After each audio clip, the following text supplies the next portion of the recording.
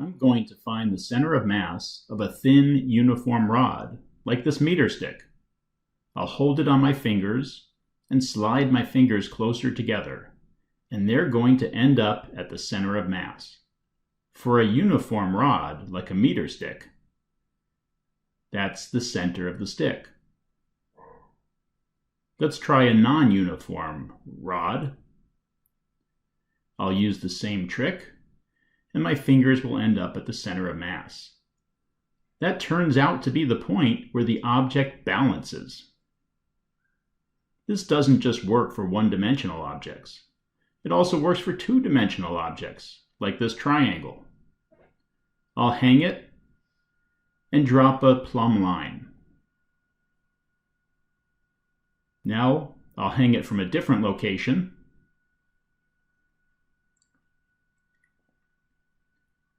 Drop that plumb line again.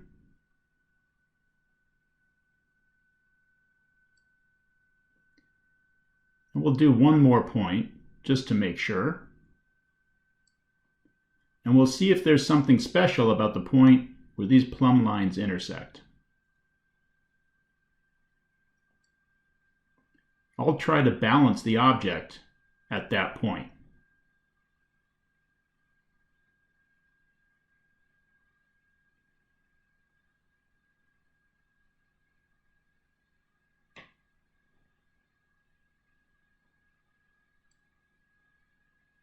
Now let's try a different shape, like this crazy shape. We'll hang it from a point, drop a plumb line,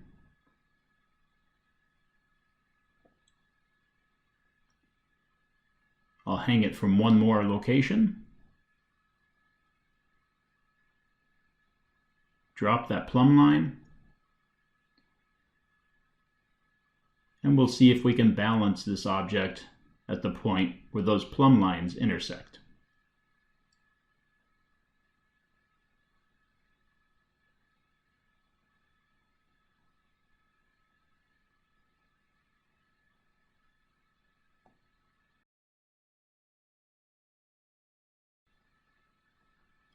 Now we'll try this L-shaped piece of plywood. Drop a plumb line, hang it from a different point,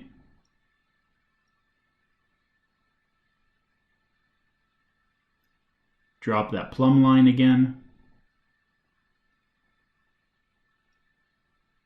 Now I'll try to balance this object where those plumb lines intersect.